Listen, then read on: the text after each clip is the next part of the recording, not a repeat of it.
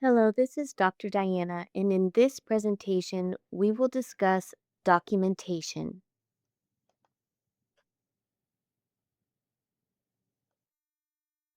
What is charting? Charting is simply documenting care and observations in the health record.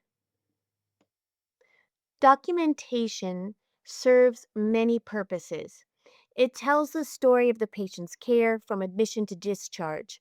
Documentation is one of the most important responsibilities in nursing. It creates a written or electronic record of the patient's history, treatment, care, and how the patient responded. This record is used for many purposes. It justifies claims for reimbursement, it can serve as evidence in a court of law, and it shows how the nursing process was carried out. It also provides data for quality improvement projects that help improve patient safety and outcomes. For example, every person who provides care adds their information to the health record, sometimes called the chart. This is how communication occurs between members of the interdisciplinary health team. The record contains all the patient's orders, tests, treatments, and nursing care during their stay. It acts as a communication tool so the healthcare team knows what has been done, how the patient responded, and what the plan is moving forward. Documentation also matters for the facility itself. It is required for reimbursement from insurance companies, Medicare, and Medicaid. It's also used for accreditation and legal matters. Remember, the healthcare record is a legal document. If it isn't documented, it is considered not done. Thorough documentation proves that standards of care were met.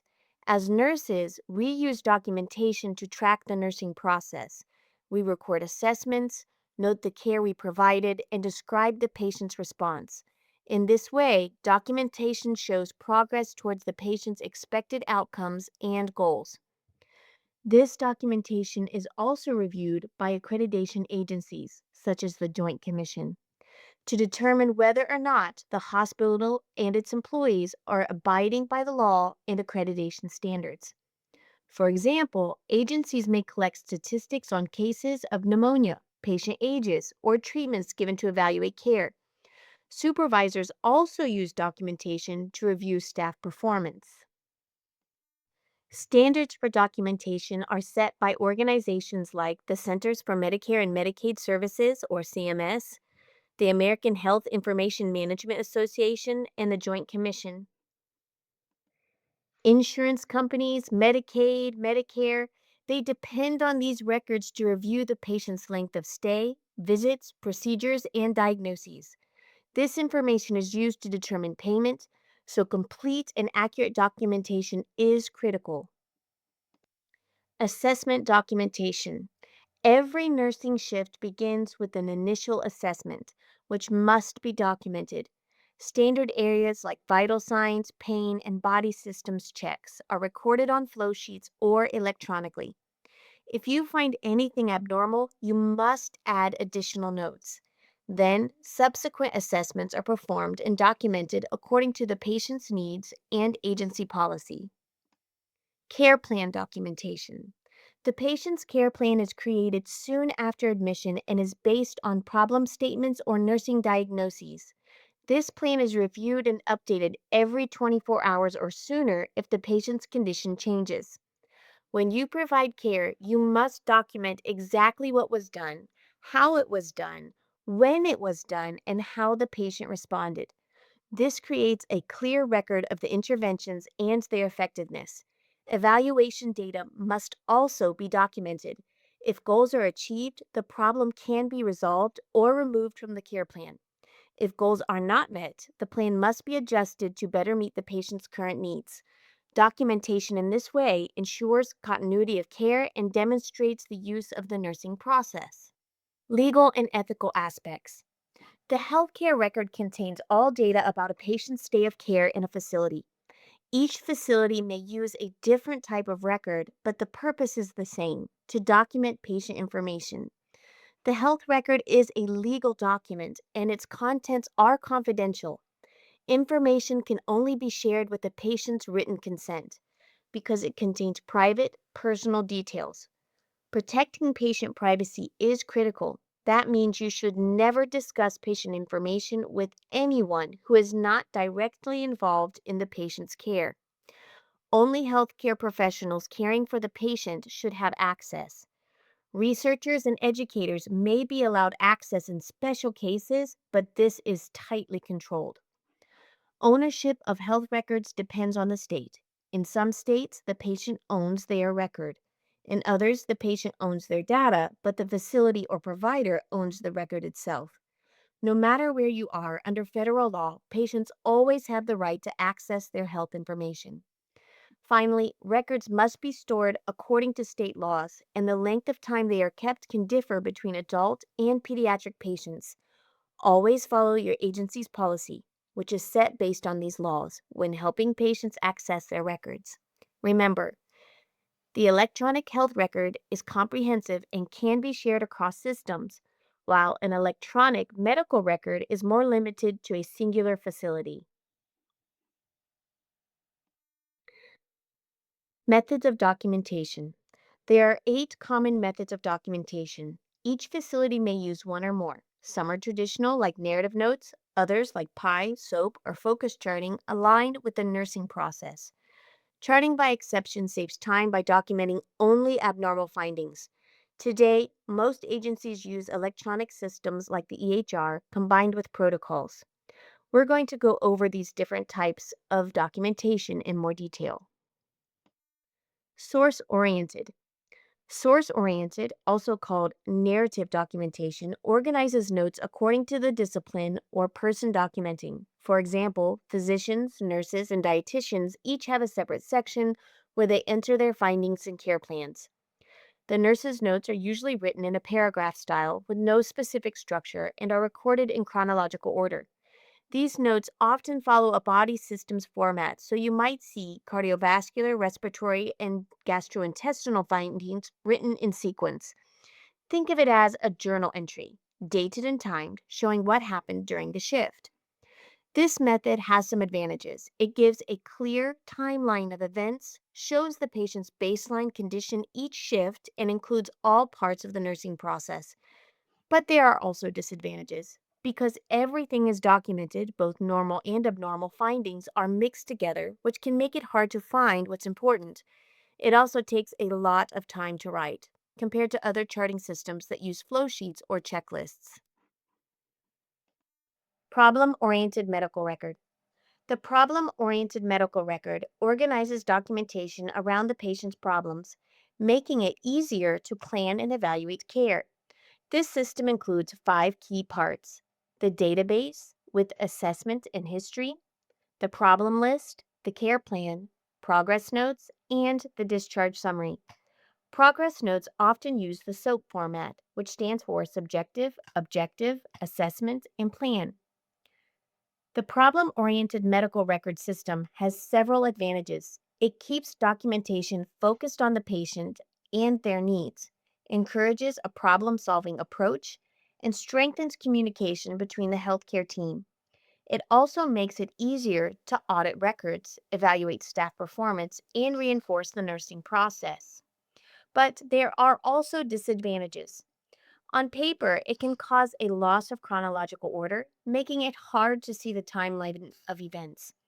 It can also be difficult to track patient trends, and sometimes the use of multiple flow sheets or electronic entries can lead to fragmented data.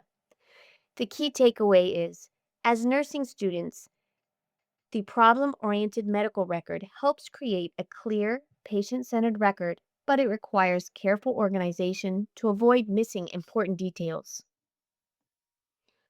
Focused documentation, or FDAR charting, is similar to the problem oriented medical record, but instead of labeling everything as a problem, it uses the word focus.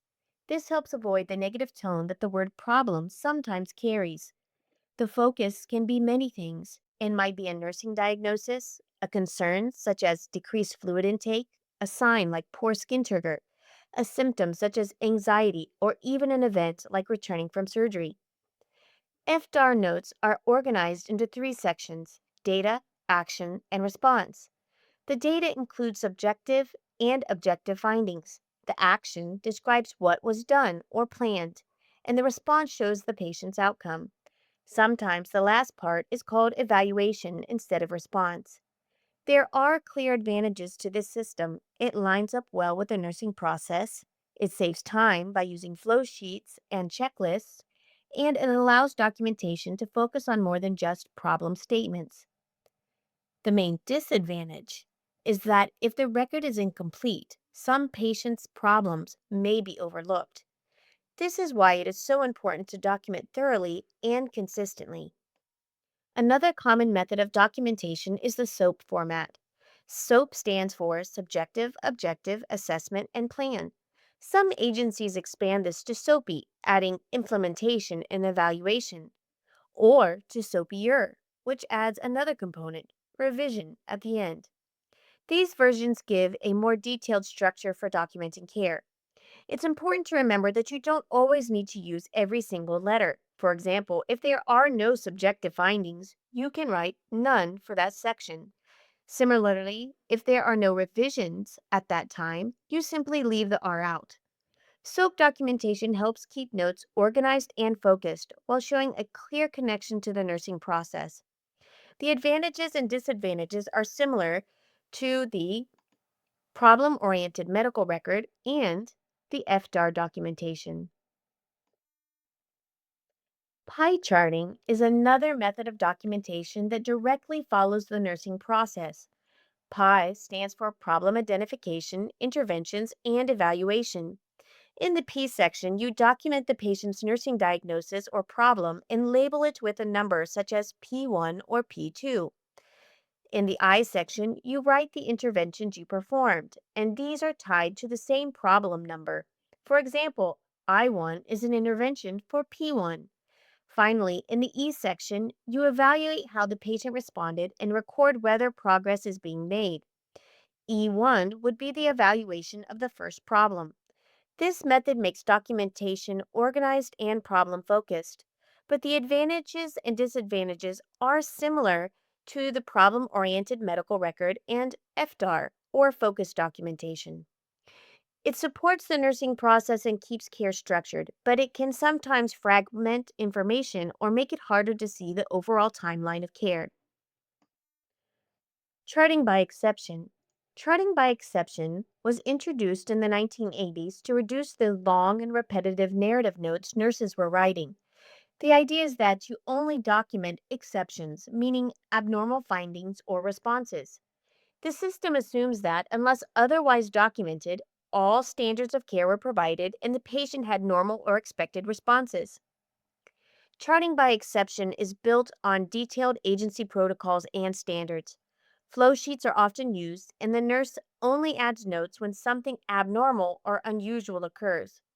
There are clear advantages. It highlights abnormal trends, saves time, and avoids duplicate notes, and works well with electronic documentation systems. But there are also disadvantages. It requires detailed training and protocols, and because nurses get used to not documenting, there's a risk that important information could be left out. Legally, it can be challenging since the record may only show abnormal findings and not the routine care that was provided. The key takeaway is that charting by exception is efficient and practical, but it requires nurses to be careful, thorough, and consistent in recognizing and documenting abnormalities. Electronic documentation is accomplished through the Electronic Health Record, or EHR. It is a computerized comprehensive record that contains a patient's history and care across facilities and admissions. It provides instant access to information supporting continuity of care and helping health professionals coordinate treatment. Electronic health records are part of nursing informatics, which uses technology to transform patient data into information that improves safety, quality, and outcomes. Security is a major priority. Records are protected by passwords, firewalls, and encryption, and access is role specific. You must always follow HIPAA. Never share your password. Log off when finished, and protect patient privacy on screens and paper notes. The advantages of electronic documentation are clear.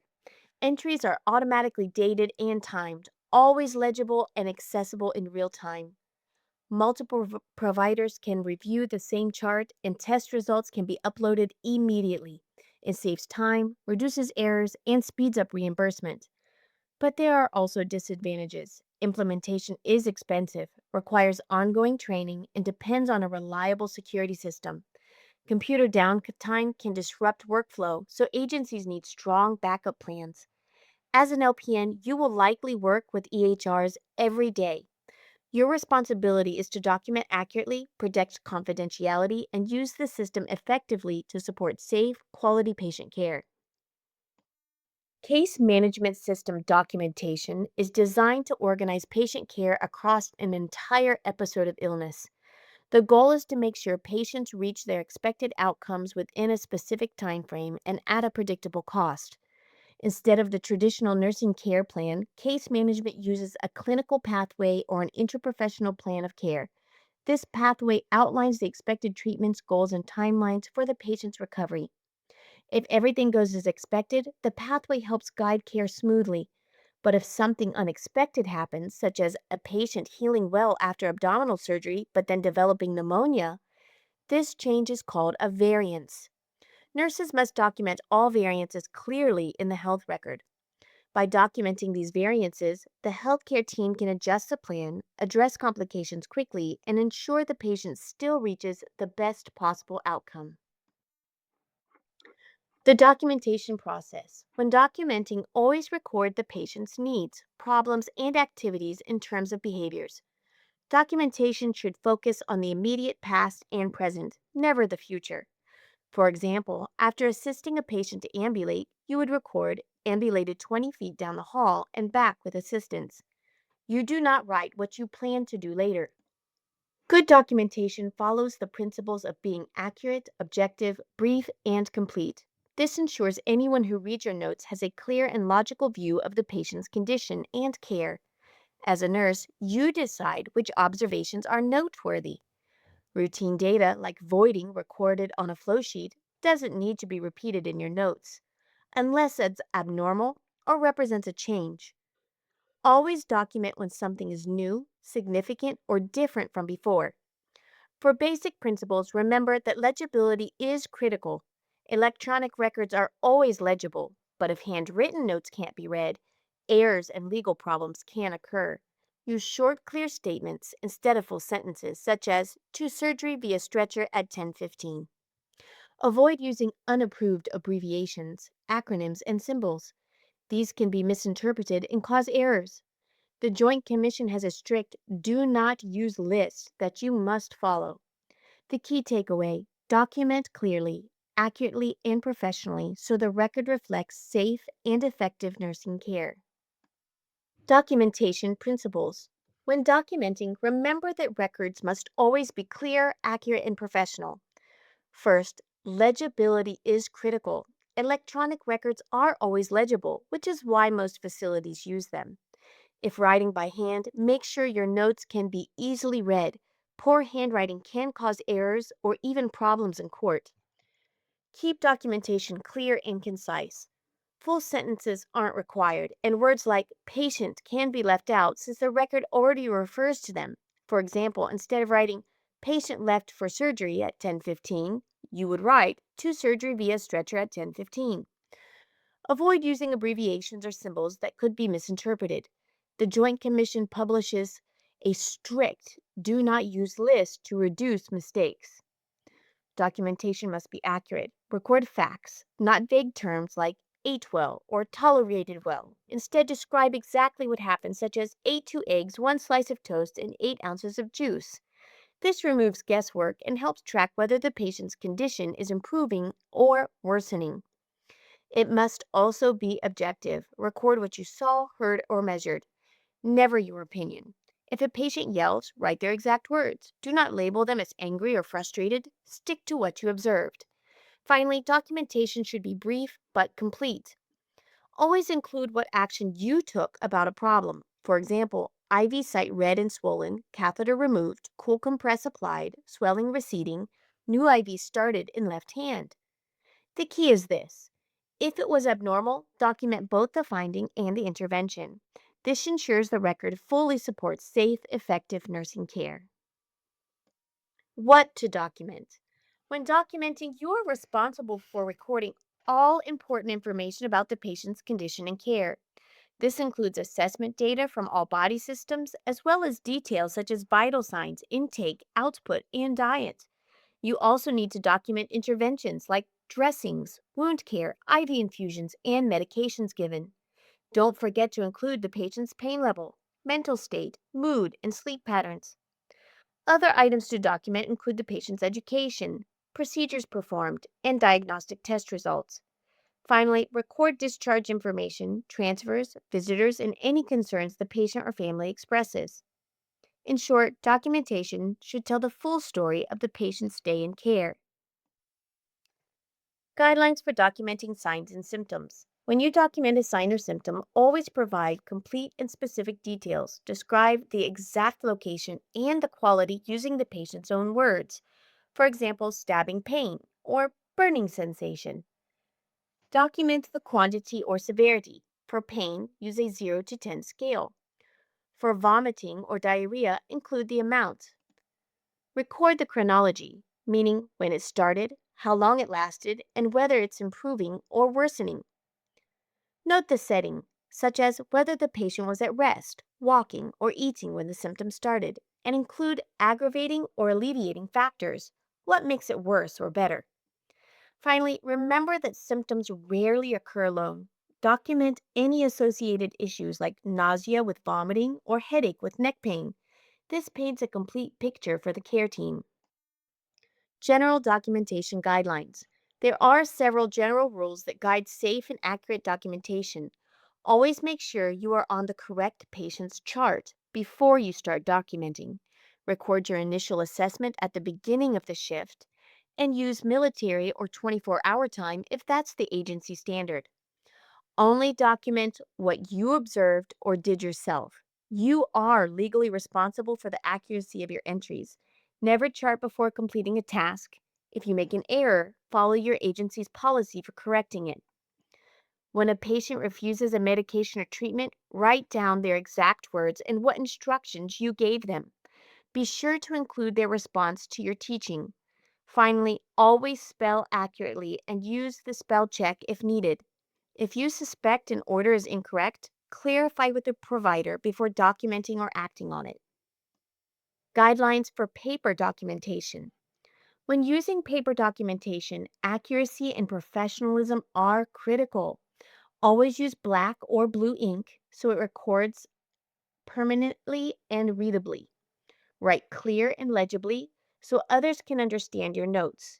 Each entry must be signed with your name and credentials along with the date and time. Documentation should always follow chronological order and be completed promptly after care is given. Never delay charting. It should reflect exactly what happened and when. Keep your entries succinct and clear, using punctuation correctly to avoid confusion. Do not leave blank lines in the chart. If you need to continue, use continued notes so the record flows without gaps. If you make a mistake, do not erase or use correction fluid. Draw a single line through it, write error, and then initial and date it. Finally, protect the integrity of the medical record. Never remove or alter pages. Remember, the patient's chart is a legal document as well as a communication tool for the healthcare team.